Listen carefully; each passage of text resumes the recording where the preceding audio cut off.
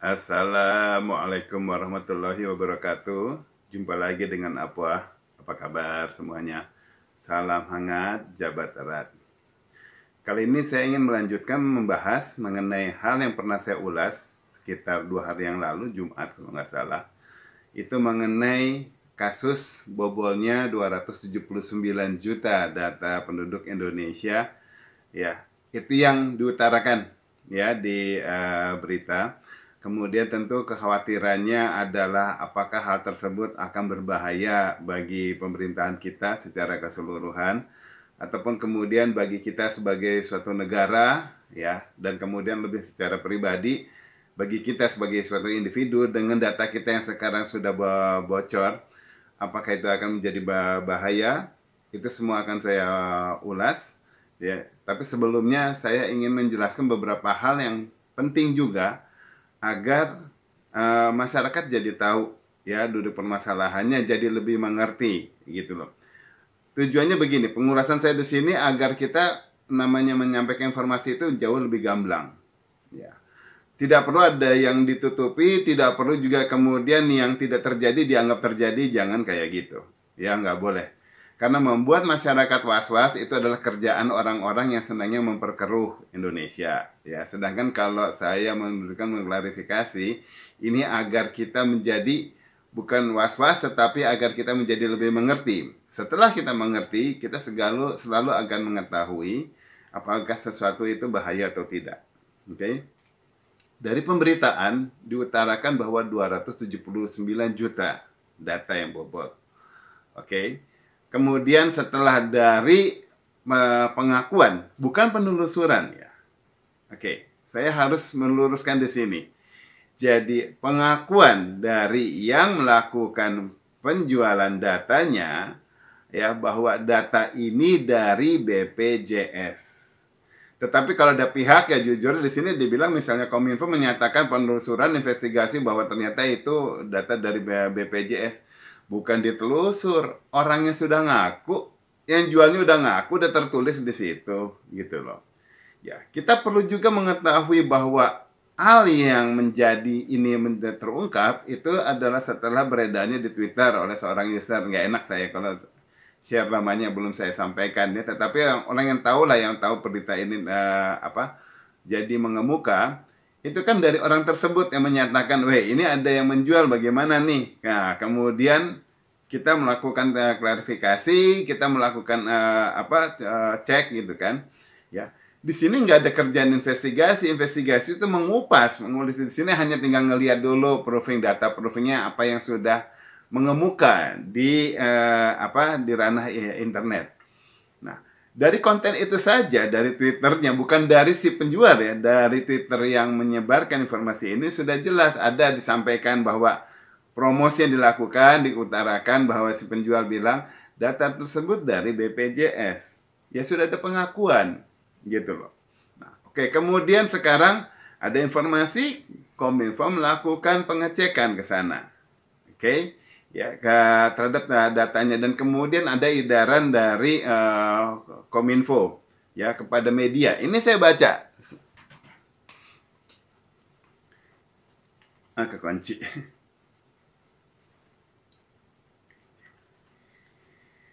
Kita lihat ya, data di sini, dan Kominfo tersebut mengatakan ya, nih ada berita nih dari kompas.com. Kementerian Komunikasi Informasi menyebutkan hasil investigasi terbaru yang dilakukan terhadap dugaan kebocoran data penduduk diduga kuat identik dengan data BPJS Kesehatan. Diduga kuat identik. Kalau sudah identik, nggak pakai duga-duga. Ya, ini bahasa ini aja saya bilang Kominfo gimana sih mengutarakan, ini masyarakat jadi bingung nih gitu loh, apa kerjaannya Kominfo. Kalau sudah identik itu nggak duga-duga, karena sudah identik, semuanya sudah identik, udah that's it. Ya, kalau diduga itu masih kayaknya ada kemungkinan di sini, tapi kemungkinan juga yang lain gitu loh. Ya, tetapi kalau kita sudah ngomong identik sudah jelas. Kalau identik masih menduga ya berarti bukan identik gitu loh. Ya kalau menduga kemudian mengakunya identik, masih menduga kok ngaku-ngakunya identik. Come on Kominfo. Ini masyarakat dikasih pencerahannya jadi lebih baik ya. Jangan pakai kata-kata yang jadi aneh-aneh kayak gini gitu loh. Nih, kalau kita zoom sekarang dari kontennya tersebut, ya. Nah, kontennya itu memang mengutarakan bahwa datanya dari BPJS. Oke? Gitu loh. Nah, dengan demikian berarti sudah ada klarifikasi dari sana. Apakah ada informasi? Yang perlu kita lakukan adalah klarifikasi. Ya, klarifikasi dengan apa? Ya, dengan pihak pemilik data. Jadi mengutarakan harusnya bukan Kominfo yang mengutarakan, tinggal BPJS. Dia menurut BPJS sekarang ini data dia apa bukan. Gitu loh. Dari proving datanya. Oke, dibilang kan dijanjikannya katanya dari promosinya untuk bisa ngelihat, sekarang ngelihat dulu 1 juta data. Tapi pas diketemukan sama Kominfo ternyata nggak nyampe 1 juta, cuma 100.000. Ya come on, itu bahasa marketing saja dari orang penjual. Kalau dia bilang saya cuma punya 100 buah, mau apa umpamanya gitu. Orang mau minat, itu data biasa, belum tentu BPJS. Dia harus sedikit bombastis agar orang mau membaca di situ. Kan orang bilang katanya pakai bahasa marketing. Orang marketing kan bilang kayak gitu, selalu bahasanya harus gede-gede dulu gitu. Ini juga gaya orang yang menjual biar orang minat, wah gede dia mendownload. Ya, udah, oke, dikasih 3 link. Linknya ada, kemudian ya akhirnya juga mau mendownload, ya pihak-pihak mendownload lah gitu. Ya, kolomnya juga saya miliki kok gitu. Nah, sekarang kita melihatnya gini, 3 link tersebut sudah di take down oleh Kominfo menurut konfirmasi Kominfo. Pertanyaan saya, ngapain di take down? Agar tidak di-download orang. Sebelum Kominfo menemukan ini kan yang sudah menemukan adalah pihak lain, ya masyarakat. Yang sudah mendapatkan itu sudah dapat linknya, itu bisa menyebar, bisa kesebar kemana-mana. Akhirnya tetap aja sekarang malah menjadi sesuatu yang sifatnya eksklusif, sesuatu yang sifatnya benar-benar sesuatu yang langka nih orang yang punya, karena punya sesuatu yang sudah di take down. Oke? Dan di sini belum dibilang data rahasia karena dia hanya dibilang sekedar sebagai data. Belum ada konfirmasi data mana yang dianggap rahasia karena dari 279 juta ada sekitar 100 ribuan orang yang punya data gitu ya. Itu nggak bisa dibilang langsung data tersebut rahasia. Yang ngomong harus mengkonfirmasi bahwa data yang rahasia adalah ini. Sejauh bahwa dibilang kemungkinan ada itu rahasia apa bukan, itu belum suatu pembobolan rahasia, itu satu informasi. Yang menjadi satu data pribadi bukan pemilik data tersebut, tetapi BPJS-nya. Karena data tersebut sudah diserahkan seseorang secara hukum kepada BPJS. Kemudian sekarang itu apabila dianggap sebagai data BPJS, berarti BPJS yang mengakui bahwa dia yang bocor. Maka data itu kalau tembus kemana-mana berarti harusnya BPJS yang merasa keberatan karena data yang seharusnya sifatnya itu untuk intern BPJS jadi dibocorkan pada yang lain. Tetapi butuh konfirmasi, butuh pengakuan panjang gitu loh. Oke, saya utarakan ini dengan maksud apa? Sekarang dengan data tersebut ada di masyarakat yang sudah mempunyai konten di sini, dan itu juga nanti kalau menurut saya akhirnya akan tersebar nyampe kemana-mana ya. So what for? Untuk apa Kominfo melakukan pemblokiran yang konteksnya di situ? Harusnya di sini justru dengan tetap dibuka sama Kominfo. Kalau itu tidak di take down, langsung orang bisa melihat, orang bisa mengecek data saya ada nggak, termasuk data saya ada di situ apa tidak. Itu yang lebih penting. Karena kalau dari 100 ribu, dari 279 juta, itu berarti nggak ada sampai sepermilnya, 1/1 setengah kali ya. Setengah permilnya, is it? Gitu, sekitar gitu. Sangat sedikit sekali risikonya. Nah, sekali kita lihat seberapa jauh apa seberapa bocornya data kita termasuk di antara itu atau tidak. Itu yang lebih butuh diketahui oleh masyarakat. Malah sekarang ditutupi, masyarakat jadi nggak tahu dia termasuk data yang sempat bocor apa enggak.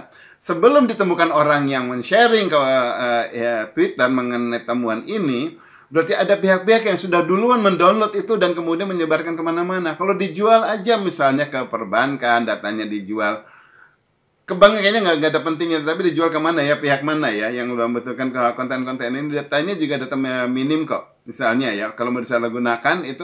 Nah itu saat dipasarkan kemana-mana kita jadi tahu, wah data kita termasuk yang sempat udah lepas nih ke masyarakat. Jadi kita akan lebih aware. Oke? Ya itu saya sesalkan kenapa Kominfo justru melakukan take down. Justru menurut saya itu adalah salah. Oke? Ya. Kemudian dari berita di sini sudah jelas juga ada konfirmasi dari yang bersangkutan bahwa datanya adalah data NIK ya, data kartu keluarga, data KTP, data nama, jenis kelamin, agama dan lain sebagainya.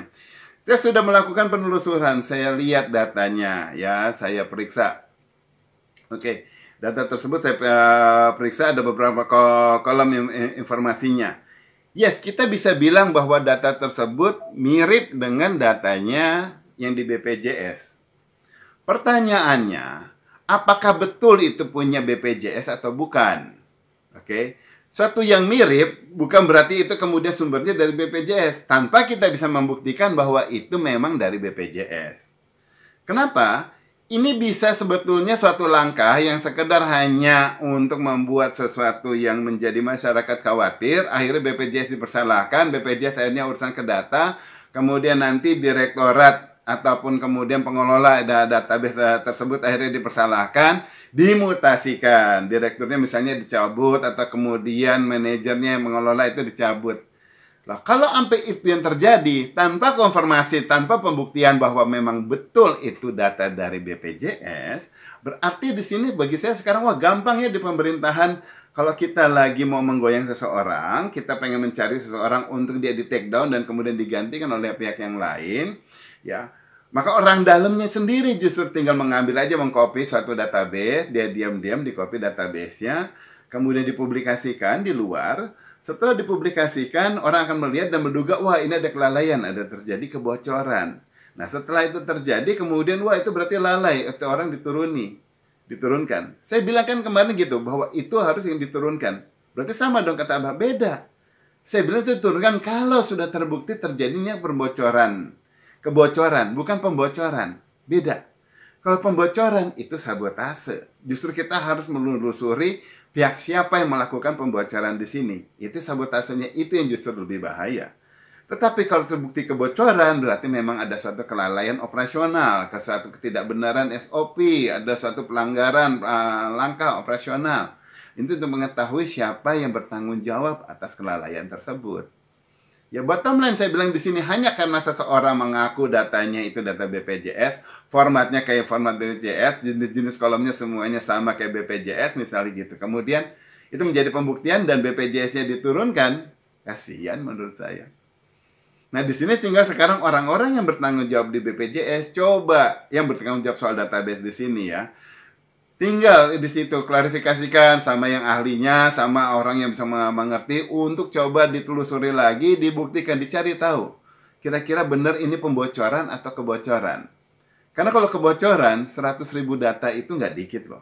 Data di situ adalah kalau kita multiplikasikan, ada sekitar kita bisa lihat row of data, row of packets yang sempat itu pergi keluar. Bisa dihitung karena jumlah data, jumlah record sebesar segini. Kemudian setelah menjadi database menjadi begini, ditambah field-field yang lain jadi segini, dan dikalikan 100.000 data, lah kira-kira sebesar segini. Minimal berarti ada file yang keluar ke titik yang tidak dikenali oleh firewall-nya BPJS, itu keluarnya sebesar segini. Oh panjang lah, nanti terlalu teknis. Tapi ini salah satu pembuktian bagi saya, utarakan, untuk bisa mengetahui apakah itu sebetulnya kebocoran atau pembocoran. Oke? Kalau tidak terbukti di dalam link tersebut, semuanya segala data masih tidak terbukti, berarti kasus ini adalah suatu pembocoran dari pihak-pihak yang sebetulnya upayanya nanti untuk menggoyang pihak-pihak tertentu, gitu. Ya, biar lurus ya, itu yang saya utarakan. That's satu. Yang kedua, soal besaran datanya 279 juta. Ya, kalau kita bilang apakah itu datanya Dukcapil, confirm bukan. Ya. Saya yakin itu bukan data Dukcapil juga. Kenapa? Dari struktur datanya sudah saya lihat ada informasi-informasi yang tidak dimiliki oleh Dukcapil. Ya contohnya kayak ada beberapa hal lah, banyak terlalu saya gamblangkan dia di sini. Tapi dari raw datanya ya yang diterima yang ada di saya di sini, saya lihat oh itu nggak ada. Ini cuma sekedar nama kolom saja udah bisa tahu gitu loh. Oh itu nggak ada, itu bukan rekodnya Dukcapil.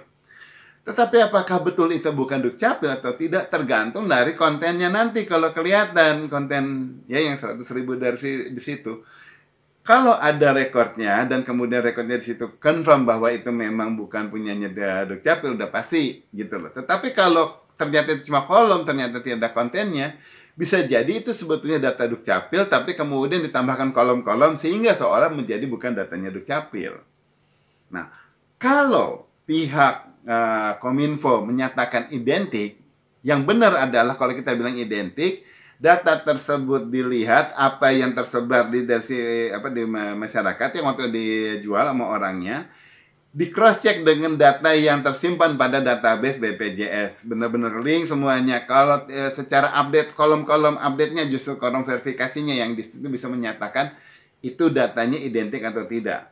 Tetapi kalau sekedar nama, alamat, tanggal lahir dan kemudian tempat lahir dan lain sebagainya, kalau itu yang dianggap sebagai identik, namanya saya adalah Abimanyu Wahyu Widayat, terdaftar di Dukcapil. Masa kemudian di BPJS nama saya jadi Abimanyu Muhammad? Ya nggak mungkin dong. Pasti Abimanyu Wahyu Widayat. Nah, sama. Alamat saya jalan bla bla bla bla di Dukcapil. Di BPJS ya pasti jalan bla bla bla bla juga yang dicatat. Kenapa? BPJS dibilang kan masukkan alamat sesuai yang ada di KTP. Berarti datanya pasti sama. Nah, kesamaan data dan rekod-rekod yang di sini yang ada sehingga seolah nanti kita lihat oh data yang bocor dari pihak lain, misalnya ternyata dari Dukcapil ya. Dukcapil itu identik dengan BPJS. Ya kali beda, nggak mungkin, pasti sama dong. Karena kan namanya alamat saya di situ-situ juga. Ya pasti semuanya informasinya akan sama. So kalau kita bilang identik adalah hal-hal yang lain. Ya bukan informasi dari data dasar yang saya utarakan di sini. Harus lebih jeli, lebih teliti ke sana untuk memeriksa, memastikan bahwa ini data benar identik atau tidak. Oke? Ya, itu yang harus diketahui. Kemudian sekarang kita melihat dengan kebocoran data di sini, apabila ternyata memang ini datanya BPJS, oke? Apa betul BPJS datanya 279 juta sama dengan data penduduk? Enggak. Saya yakin banyak pihak yang masih belum punya BPJS, banyak mau di pelosok, mau di mana, tetapi dia punya KTP. Oke? Kalau jumlahnya ternyata nanti identik 279 juta, berarti tidak mungkin ini data BPJS. Karena ya saya yakin BPJS tidak punya rekod sebanyak itu. Yakin banget. Ya. Nah, kalau sekarang dia bilang umpamanya data BPJS dia mempunyai ada suatu informasi kantor. Karena ini kan BPJS yang kalau dibilang ada informasi gaji. Konon ya, ada informasi gaji. Ternyata ini nggak ada nih. Tetapi kan kata pemberitaannya bahwa di situ ada informasi gaji. Nah, informasi gaji adanya di BPJS Ketenagakerjaan. Nah, dengan sekarang informasi yang ada tenaga kerjanya, kita lihat di situ, berarti sudah jelas itu orang yang sudah bekerja. Belum tentu orang yang sekedar ikutan BPJS. Bisa jadi yang bekerja dia yang mendaftar mandiri ya, ataupun kemudian didaftarkan sama perusahaannya. Nah, jumlahnya tidak akan sampai sebanyak itu. Tidak semua perusahaan juga ikut BPJS kan. Paling tidak BUMN, BUMD, dan semuanya yang kayak gitu. Tetapi yang swastanya bisa iya, bisa enggak. Jadi jumlahnya nggak sampai segitu. Nah, itu yang semuanya dibongkar dari situ, bisa ketahuan sumber datanya ini yang dari mana. Oke, lanjut kita lihat sekarang soal data, informasi gaji. Yang saya temukan sih nggak ada nih. Kalau ada informasi gaji, adanya di tabel utama, justru aneh. Karena informasi gaji itu kolerasinya adalah urusannya dengan kode perusahaan dan kemudian data yang perusahaan. Itu bisa menjadi gaji apabila ada iuran. Kalau iurannya keluar, iuran berapa yang harus dibayarkan untuk BPJS, maka kita tahu semua iuran tersebut nilainya adalah kalau nggak salah 5% ya. Di mana 4% dibayarkan siapa, 1% sama karyawannya kalau nggak salah gitu kan. Ya, nah, dengan total 5% di sini tinggal dilihat kalau seorang 5% bayarnya adalah sekian, iurannya dia bayarkan, berarti gajinya berapa? Tinggal dikalikan dia dapat informasi gajinya. Jadi informasi gajinya secara formulatif. Ya, bukan secara benar-benar ada informasi gaji, tinggal berdasarkan data iuran pembayaran dikalikan, ya maka kita akan bisa mendapatkan informasi gajinya. Oke? Nah, itu yang harus diklarifikasikan. Jadi setiap informasi yang diberikan orang, itu Kominfo jangan langsung menjadikannya itu dikonfirmasi. Setiap informasi itu harus diklarifikasi, bukan dikonfirmasi. Diklarifikasi, diperiksa, dipastikan. Orang mengaku bahwa dia bersalah, oh dia bersalah. Saya mengakunya lewat mana? Saya jalan lewat sana. Oke, langsung dibilang, kita temui bahwa orang itu lewat sana. Loh, baru ngakunya lewat sana, belum tentu, siapa tahu lewat sini, atau siapa tahu dia ternyata nggak lewat mana-mana, dia nginep terus di sini gitu loh, jadi nggak dari mana-mana. Itu yang kita harus dengan mengklarifikasi, kita lihat, kita ada investigasi, kita bisa pastikan kebenaran dari informasinya. Oke? Ya, itu yang kembali juga harus diluruskan. Ini udah mulai banyak yang melenceng nih dari Kominfo, dan makanya kan nggak disampaikan jelas sama Kominfo. Kalau digamblangkan benar, akhirnya benar terbukti nggak memang ada 279? Apa kalau nggak berarti pemberitaannya bombastis. Siapa yang pertama ngomong 279? Oh, dari pemberitaan. Benar-benar dia itu yang ditemukan, ataukah beda sekedar memforward dari konten yang ada gitu loh. Jadi kalau konten seperti itu, jangan Kominfo juga yang mengutarakan angka itu, harus mengutarakan angka yang lain, tidak mengambil informasinya sekedar penyampaian tanpa adanya suatu klarifikasi. Oke, ya. Sekarang lanjutnya, kita bicara datanya. Data yang di sini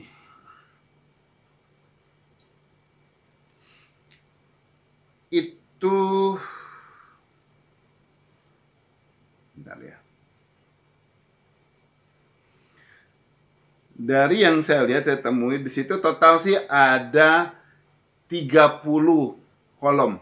Ya, 30 informasi yang ada di tabel-tabelnya di sini, ya, dimana yang 4 itu sekedar untuk kolom-kolom mengenai siapa yang mengupdate, kapan itu diupdate, dan selebihnya di bawah itu adalah data dasar. Ya, kalau dari data dasar tersebut maka kita kurangi lagi, data dasarnya itu ada sekitar 22-an.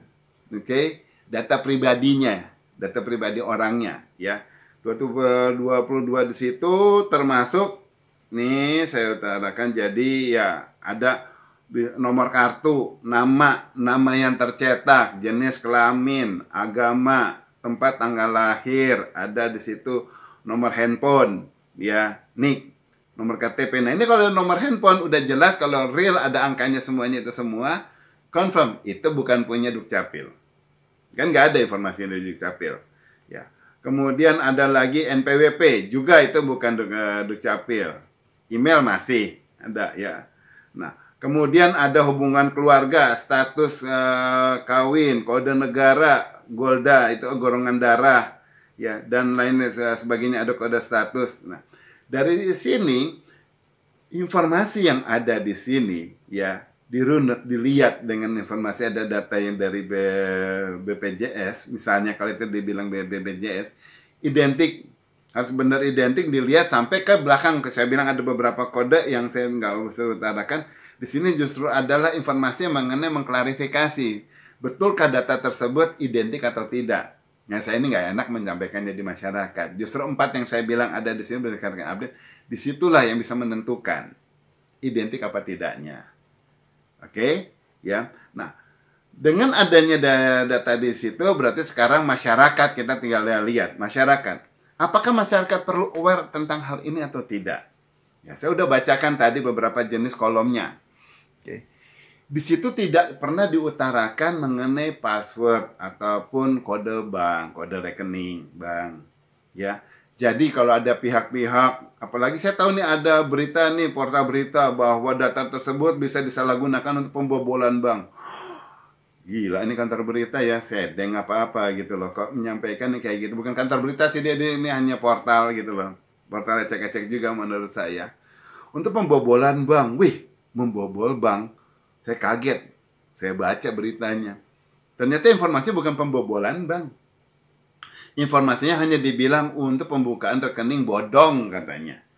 Rekening bodong sama membobol bank lain. Membobol bank itu benar-benar bahwa bank dia sudah tidak punya hak apa-apa, dia masuk kepada bank tersebut, dia bisa menarik data dari bank tersebut, mengambil alih dari akun-akun yang ada, diambil sehingga banknya tidak balance. Jumlah dana yang ada dari bank, dari nasabah di sini diambil, kemudian datanya jadi negatif karena lebih banyak yang keluar daripada yang berputar di antara yang dari sini misalnya. Ya, itu, dan itu tidak ketahuan, itu bobol. Tetapi kalau dibilang pembukaan rekening bodong, sekedar hanya mengambil rekening, semua pembukaan rekening sudah dicantumkan segala informasinya, butuh diklarifikasi. Ya kali banknya bego-bego amat, kemudian hanya dapat angka rekening yang kayak gini, kemudian data tersebut diterima. Enggak dong, gitu loh. Ya banyak tahapan klarifikasi yang harus biasanya dilakukan bank. Yang saya yakini bahwa ini tidak mungkin digunakan untuk pembobolan bank apa? Satu, apa coba? Tadi udah saya sebutkan. Kemudian itu sebenarnya tidak mungkin untuk pembukaan rekening. Apa? Nama ibu kandung, ya kan?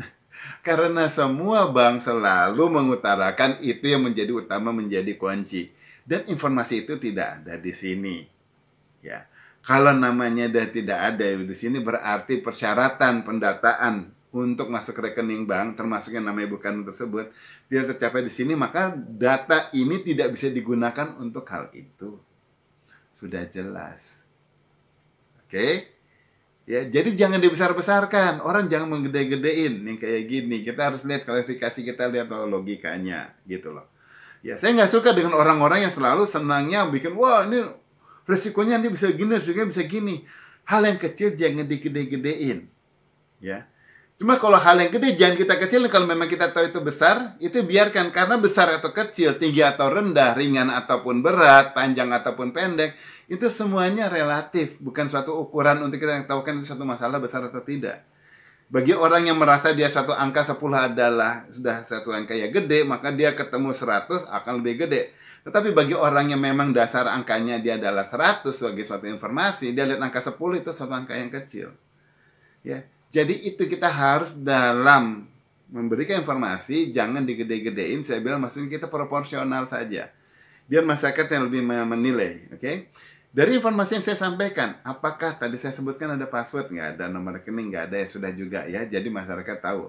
Tidak ada informasi itu yang keluar. Cuma memang dengan adanya nomor HP, nomor KTP, dan kemudian alamat, segala.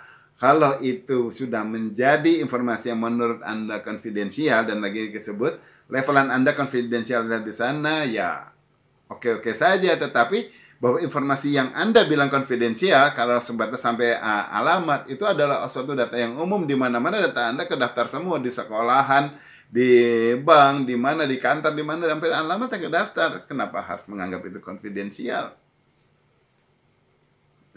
Ya nggak ada sama sekali, nggak perlu. Dan kemudian kita juga harus melihat bahwa dengan adanya data ini, kita bahwa di situ kita bilang konfidensial, apakah ini data domisili ataukah data KTP? Kalau data KTP, kode domisilinya belum tentu di sana. Oke? Ya. Nah, selanjutnya nanti kita lihat perkembangan dari data dari sini. Itu yang saya bilang. Konfirmasinya bukan setelah berhenti di sini kemudian selesai. Tetapi sebelum ada klarifikasi dari pihak BPJS setelah membuktikan 100.000 data itu aja minimal. Betul itu identik semuanya punya mereka apa tidak. Tetapi dengan pembuktian tadi field-field yang saya bilang harusnya rahasia ya. Bukannya hanya dasar tadi nama, alamat, tanggal lahir, golongan darah yang kayak gitu. Enggak.